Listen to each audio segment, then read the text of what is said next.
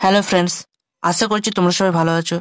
আজকে যে বিষয়টি আমরা শিখবো তা হলো use of have, has and had. দেখে নিই প্রথমে কি আছে। হ্যাভ হ্যাভ হচ্ছে বেস ফর্ম, ভার্বের বেস ফর্ম হলো হ্যাভ। হ্যাজ, হ্যাড এই দুটো হলো ডিফারেন্ট ফর্ম। হ্যাভ ভার্বের ডিফারেন্ট দুটো যে ফর্ম, আলাদা আলাদা আলাদা যে ফর্ম, সেটা হচ্ছে হ্যাজ এবং হ্যাড। এর ব্যবহার সম্পর্কে আমরা জানবো। হ্যাভ, হ্যাজ, হ্যাড এর ব্যবহার সম্পর্কে আমরা জানবো। টু শো পজিশন, কোনো অধিকার, দখল, কারো কোনো কিছু আছে যখন আমরা বোঝাবো, তখন আমরা এই হ্যাভ, হ্যাজ, হ্যাড এর আমরা ব্যবহার করব। এক্সাম্পল দেখি। আই হ্যাভ আ বুক, আমার একটি বই আছে। এখানে আছে, বইটার মালিক আমি, ওরকম কোনো অধিকার।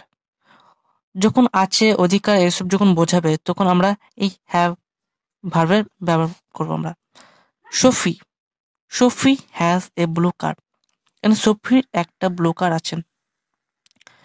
তাহলে ব্লু কারের যদি মালিক বা অধিকার যদি থাকে, ব্লু কারটার অধিকার, তাহলে এখানে সোফি, মানে ব্লু কারটা কার, নীল রঙের গাড়িটা কার, সোফির। এখানে সোফি হ্যাজ এ ব্লু কার, ওই জন্য এখানে হ্যাজ এর ব্যবহার হয়েছে।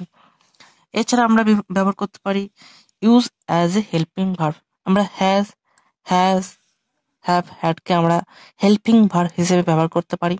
এক্সাম্পল দেখি। I have eaten my dinner, এখানে যে মেন যে প্রধান যে ভার্ব সেটা হচ্ছে ইটেন, আর এখানে হ্যাভটাকে আমরা হেল্পিং ভার্ব মানে সাহায্যকারী ভার্ব হিসেবে ব্যবহার করেছি। অন্য একটা উদাহরণ দেখি। Alley has visited the USA, এখানে ভিজিটেড, এই ভিজিটেড যে শব্দটা, এটা হচ্ছে মেন ভার্ব অর্থাৎ প্রধান ভার্ব। এখানে হ্যাজ যেটা, এটা এটা হচ্ছে হেল্পিং ভার্ব, সাহায্যকারী ভার্ব। অ্যাফার্মেটিভ সেন্টেন্সে যখন আমরা হ্যাজ, হ্যাভ, হ্যাড আমরা ব্যবহার করব, তখন অ্যাফার্মেটিভ সেন্টেন্স অর্থাৎ পজিটিভ সেন্টেন্স। প্লুরাল নাউন, কোনো নাউন যদি প্লুরাল মানে অনেকগুলো হয়, কোনো নাম যদি অনেকগুলো হয়, এছাড়া আই, ইউ, উই, দে এই প্রোনাউনগুলো যদি থাকে, তাহলে প্রেজেন্ট টেন্সের ক্ষেত্রে আমরা হ্যাভ ব্যবহার করব। সিঙ্গুলার নাউন, কোনো নাউন যদি সিঙ্গুলার হয়, কোনো নাম যদি সিঙ্গুলার হয়, একটা হয়, এবং হি, সি, ইট এই প্রোনাউনগুলো যদি থাকে, তাহলে প্রেজেন্ট টেন্সের ক্ষেত্রে আমরা হ্যাজ ব্যবহার করব। আর পাস্ট টেন্সে আমরা প্লুরাল নাউন আর আই, ইউ, উই, দে অথবা singular noun he, she, it যদি পাস্ট টেন্সে থাকে কোনো সেন্টেন্স, তাহলে আমরা হ্যাড ব্যবহার করব। দুটো ক্ষেত্রে আমরা হ্যাডের ব্যবহার করব। এরপর আমরা কিছু এক্সাম্পল দেখব। আই হ্যাভ টু পেন্সিলস, এখানে আই, আই হচ্ছে একটা প্রোনাউন, আর এটা প্রেজেন্ট টেন্সে আছে, তাই এখানে আই এর পরে আমরা হ্যাভ ব্যবহার করেছি। আই হ্যাভ টু পেন্সিল, আমার দুটো পেন্সিল আছে। She has a bag, big school bag, she has a big school bag. এখানে সি এটা একটা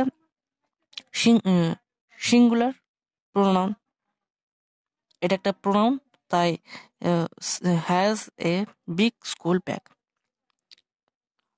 we had a great time at the party, এখানে উই, এখানে হ্যাড এ গ্রেট টাইম,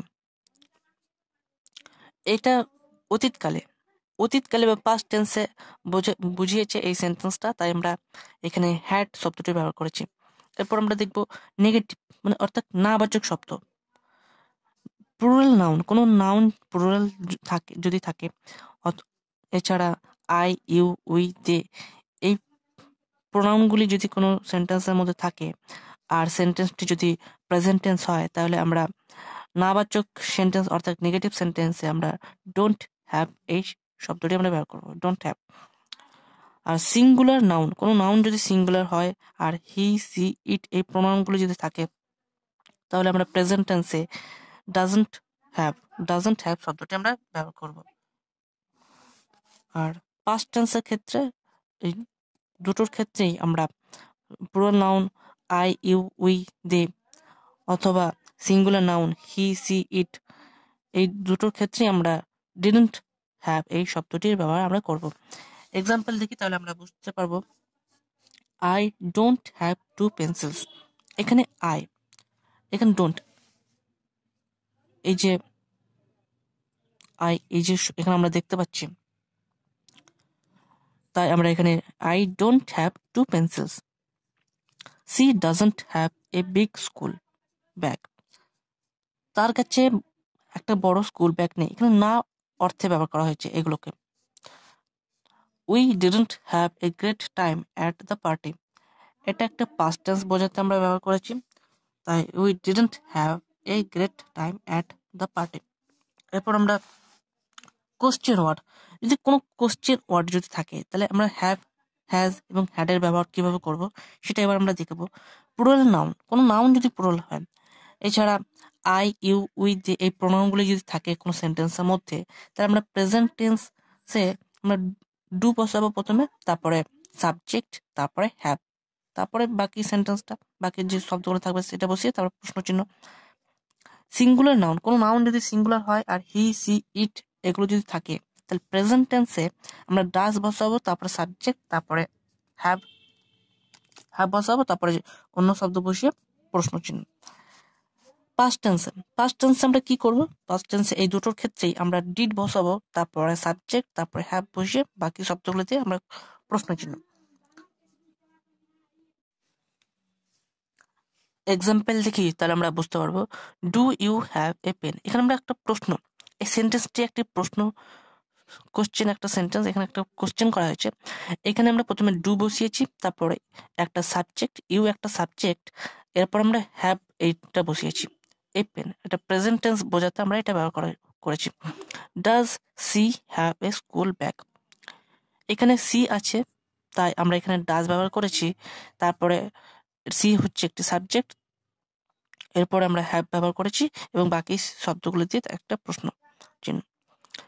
এরকম ভাবে did they have a good time at the party. এটা একটা past tense, অতীতকাল বোঝানো হয়েছে। প্রথম আমরা এখানে ডিড ব্যবহার করেছি, এরপরে দে হচ্ছে একটি সাবজেক্ট, এরপরে হ্যাভ আমরা বসিয়েছি, তারপর বাকি শব্দগুলো বসিয়ে আমরা প্রশ্ন চিহ্ন করেছি। আশা করছি এই ভিডিওটি তোমাদের সাহায্য করতে পেরেছে। আজ এ পর্যন্ত, দেখা হচ্ছে নতুন একটি ভিডিওতে।